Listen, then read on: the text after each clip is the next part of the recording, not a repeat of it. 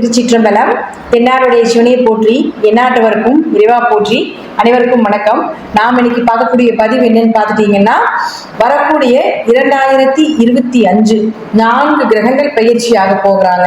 சனி பகவான், ராகு பகவான், கேது பகவான், குரு பகவான் 4 பேரும் பயிற்சியாக கூடிய இந்த 2025வது வருடம் ஒவ்வொரு ராசிக்கும் என்ன மாதிரி யோகங்களை கொடுக்க போறார் அப்படிங்கிறத நம்ம முழுமையா பார்க்க போறோம். அதற்கு முன்னாடி நம்முடைய சேனலை சப்ஸ்கிரைப் பண்ணிக்கோங்க. பெல் பட்டன்ல ஆல் அப்படின்னு சொல்லக்கூடிய பட்டனை கிளிக் பண்ணிக்கோங்க. அப்பதான் நம்ம போடக்கூடிய அனைத்து பதிவுகளுமே உங்களுக்கு உடனுக்குடன் வந்துகிட்டே இருக்கும். இந்த வருஷம் பார்த்துட்டீங்கன்னா ரொம்பவுமே சிறப்பான ஒரு வருஷம். ஏன்னா ராகுவும் கேதுவும் குரு பகவானும் அதே போல பார்த்துட்டீங்கன்னா சனி பகவான் 4 பேருமே பயிற்சியாகக்கூடிய ஒரு அமைப்பா இருக்கு.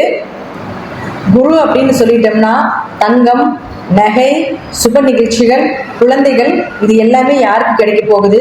கேது அப்படின்னு சொன்னோம்னா அருளை கொடுக்கக்கூடியவர், இறை பக்தி, ஞானம், முக்தி, பிரபஞ்சம் இதெல்லாமே கொடுக்கக்கூடியவர் கேது பகவான்.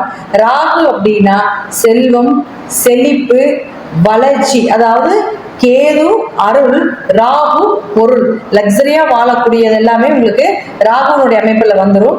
சனி பகவான் முழுக்க முழுக்க நமக்கு அனுபவங்களையும் கொடுத்து அதே போல நம்மளை நல்ல ஒரு சிற்பியாக இருந்து நம்மளை சிலையாக செதுக்கக்கூடியவர் சனி பகவான்.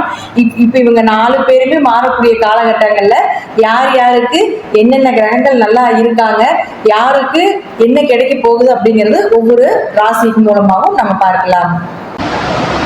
மீனம் 2025 மீன ராசியை பொறுத்த வரைக்கும் பார்த்தீங்கன்னா, ஃபர்ஸ்ட் சொல்லணும் அப்படின்னா ராகு உள்ள இருந்து நிறைய குழப்பங்கள், மனக்குழப்பங்கள், கணவன் மனைவிக்குள்ள கருத்து வேறுபாடுகள், பிரச்சனைகள் இதெல்லாம் கொடுத்தாலும் ராகு இருந்த இடத்துக்கு ஒரு வளர்ச்சி அப்படிங்கிறது நிச்சயமா கொடுத்துருப்பார். ஏதாவது ஒரு பண வரவு, பொருள் வரவு இதெல்லாமே கொடுத்துருப்பார். அடுத்தது ராகு அப்படின்னு சொல்லக்கூடியவர் விலகி 12ஆம் வீட்டுக்கு வரப்போகிறார்.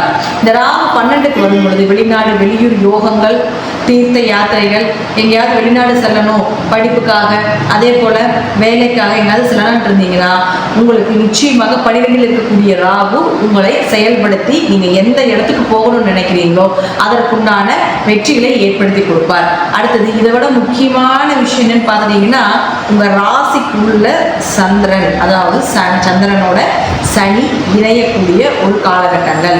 அப்போ 7.5 சனியாக உங்களுக்கு, அதுவும் ஜென்ம சனியாக வரக்கூடிய ஒரு காலகட்டங்கள்.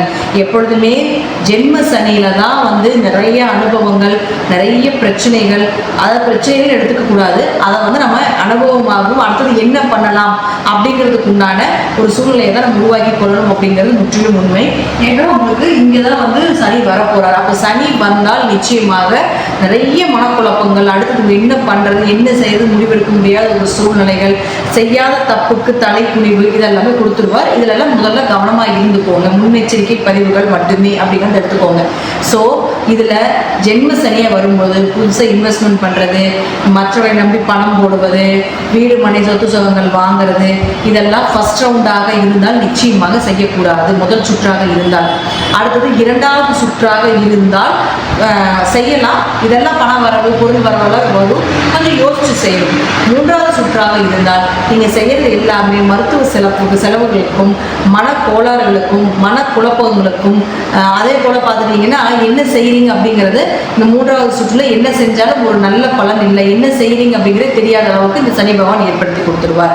ஏன்னா சனி பகவானும் ராகு பகவானும் ஒரு 3 மாசம், மார்ச், ஏப்ரல், மே 3 மாசம் ஒரு ராசிக்குள்ள இருக்கும் பொழுது அந்த 3 மாத காலங்கள் வண்டி வாகனத்தில் போயிட்டு வரும்போது கொஞ்சம் கவனமா இருங்க. மற்றவர்களுக்கு தேவையில்லாத சண்டை வந்துகிட்டே இருக்கும். தொழிலில் ஒரு பிரச்சனைகள் கொடுக்கறது, தொழிலில் ஒரு தேவையில்லாத ஒரு கெட்ட பேரை கொடுக்கறது, இதெல்லாமே இந்த சனி ராகு சேர்த்து ஒரு தொழில் செய்யக்கூடிய இடத்துல ஒரு திருட்டுத்தனம் இருக்கிறது, திருடிட்டு போறது, திருட்டு நடப்பது, உங்களுக்கு அந்த திருட்டுப்படி தேவையில்லாமல் வர்றது, ஏதாவது ஒரு சனி ராகுனா திருட்டுத்தனங்கள் அப்படின்னு சொல்லுவோம். அதெல்லாமே வர்றதுக்கு வாய்ப்புகள் உண்டு. அப்போ உங்களுக்கு இது லாபத்தை குறைச்சு கொடுக்கறது. ஏன்னா 11ஆம் அதிபதி சனி பகவான். அப்போ லாபங்களை குறைச்சு கொடுக்கறது, எதிர்பார்த்த லாபங்கள் இல்லாமல் போறது இதெல்லாமே பண்ணிடுவார். ஸோ மீனராசியை பொறுத்த வரைக்கும் பார்த்துட்டீங்கன்னா கொஞ்சம் கவனமாக இருந்து செயல்படுத்துங்க அப்படிங்கிறது உண்மை. அடுத்தது குரு பகவான். இந்த குருவை பொறுத்த வரைக்கும் பார்த்துட்டீங்கன்னா 3ஆம் இடத்துல இருந்து 4ஆம் வீட்டுக்கு போறார். ராசி அதிபதி 4க்கு போனதுக்கு அப்புறம் உங்களுக்கு ஓரளவுக்கு மனசு நிம்மதியா இருக்கு. அந்த ஒரு வருட காலங்கள் பார்த்துட்டீங்கன்னா ஏதாவது ஒரு வழியில உங்களுக்கு ஹெல்ப்பிங், யாராவது வந்து ஹெல்ப் பண்ணுவாங்க. தாய் மூலமாக ஏதாவது ஒரு உதவிகள் கிடைக்கிறதுக்குண்டான வாய்ப்புகள், நண்பர்கள் மூலமாகவும் ஏதாவது ஒரு உதவிகள் கிடைப்பதற்குண்டான வாய்ப்புகள், வீடு மாற்றமோ இடம் மாற்றமோ செய்ய வேண்டிய ஒரு சூழ்நிலைகள், இதெல்லாமே 4க்கு குரு பகவான் போகும்போது ஏற்படுத்தி கொடுத்து விடுவார். அதே பாருங்க, ராகுவுக்கும் கேதுவுக்கும் வீடுகள் கிடையாது. அதாவது அவர்கள் நிழல் கிரகங்கள். எந்த இடத்தில் இருக்கின்றார்களோ அந்த இடத்தை தன்னுடைய இடமாக பாவித்து கொண்டு செயல்களை செய்வார். அப்ப ராகுக்கு வீடு கொடுத்த கிரகம் இங்க, ராகு அடுத்து இங்க வந்துடுவார். இந்த ராகுக்கு வீடு கொடுத்த சனி பகவான் ஒரு ராசியில் இருக்கும் பொழுது கொஞ்சம் கவனமா இருங்க. ஏன்னா ஏழரை சனியாக இருக்கார் அப்படிங்கும் பொழுது கொஞ்சம் கவனமாக இருந்து செயல்படுத்த வேண்டும் அப்படிங்கிறது உண்டு. ஒருவேளை உங்க ஜாதகம் பலமுள்ள ஜாதகமாக இருந்து சனி பகவான் நல்ல நிலையிலையும் ராகு பகவான் உங்க ஜாதகம் நல்ல நிலையில் இருந்தாலும் பெரிய அளவுக்கு பாதிப்புகள் இல்லை. அடுத்தது கேது. இந்த கேதுன்னு சொல்லக்கூடியவர் 6ஆம் வீட்டுக்கு வருவார். 6இல் கேது, அதாவது முதல்ல பார்த்தீங்கன்னா 7ஆம் வீட்டில் இருந்தால் அடுத்தது 6க்கு வருவார். 6இல் கேது இருந்தால் எதிரிகளை ஜெயிக்கக்கூடிய ஒரு அமைப்பை ஏற்படுத்தி கொடுத்துருவார். எப்பேற்பட்ட எதிரியா இருந்தாலும் ஜெயிச்சிருவீங்க. கேஸ் ஏதாவது நடந்துட்டு இருக்குது, அதில் ஜெயித்து வரக்கூடிய ஒரு அமைப்பை ஏற்படுத்தி கொடுத்துரும். இருந்தாலும் வேலை போயிட்டு இருக்கிறீங்க, ஒரு பக்கம் ஒருத்தர்கிட்ட வேலை செஞ்சுட்டு இருக்கீங்கன்னா வேலையில் ஒரு திருப்தி இல்லாமல் இருக்கிறது. என்னடா வேலை, இதுக்குடா இந்த வேலைக்கு வரும், இதுக்குடா இந்த அலைச்சல் அப்படிங்கிற ஒரு மன நிம்மதியை குறைக்கிறதுக்கு உண்டான வாய்ப்புகள். 6ல் கேடுதுன்னா வயிறு உபாதைகள், ஆசன வாயுல பிரச்சனைகள், குடல் சார்ந்த நோய்கள் வர்றது, குடலை புண்ணாகிறது, அல்சர் வர்றது, வயிறு உபாதைகள், ஃபுட் பாய்சன் ஆகுது, இதெல்லாம் 6ஆம் இடத்துல கேடு இருந்தால் பண்ணுவார். அதனால் அதுலேயும் கொஞ்சம் கவனமாக இருந்து செயல்படுத்திக்கோங்க. அப்படிங்கிறது என்னென்ன சாப்பிடணும் சாப்பிடக்கூடாது அப்படிங்கிறது ஆரம்பத்திலே பார்த்து இந்த 6ஆம் இடத்துல கேடு இருக்கக்கூடிய காலகட்டங்களை நீங்கள் அதை செஞ்சுக்கோங்க. அடுத்தது உங்கள் ஜாதகத்தில் கேதுவுக்கு வீடு கொடுத்த கிரகமாக கேது இங்கே வந்துட்டாருன்னா இந்த வீட்டு அதிபதி யாருன்னா சூரியன் தான். அப்போ சூரியன் உங்கள் ஜாதகம் நல்லா இருந்தால் நோய் வந்தாலும் பாதிப்புகள் இல்லை. கடன் வந்தாலும் கடனை கட்டக்கூடிய ஒரு சூழ்நிலைகள் எளிமையாக கிடைத்துவிடும்.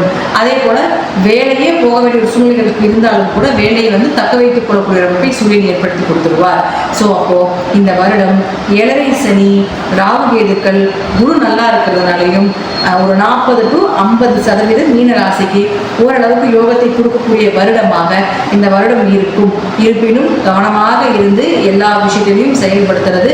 ஒரு முறைக்கு பல முறை யோசித்து செயல்படுத்துங்க. எதாக இருந்தாலும், பணமாக இருந்தாலும், பொருளாக இருந்தாலும், உயிர் காரகத்துவங்களாக இருந்தாலும் ஒரு முறைக்கு பல முறை யோசித்து பழக வேண்டும்.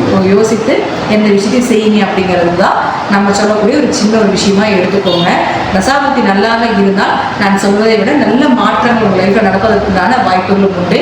வாழ்த்துக்கள், நன்றி. இன்னும் ஒரு நல்ல பதிவில் சந்திக்கலாம். திருச்சிற்றம்பலம், தில்லையம்பலம், ஸ்ரீ நரசிம்மர் திருவடிகளே சரணம்.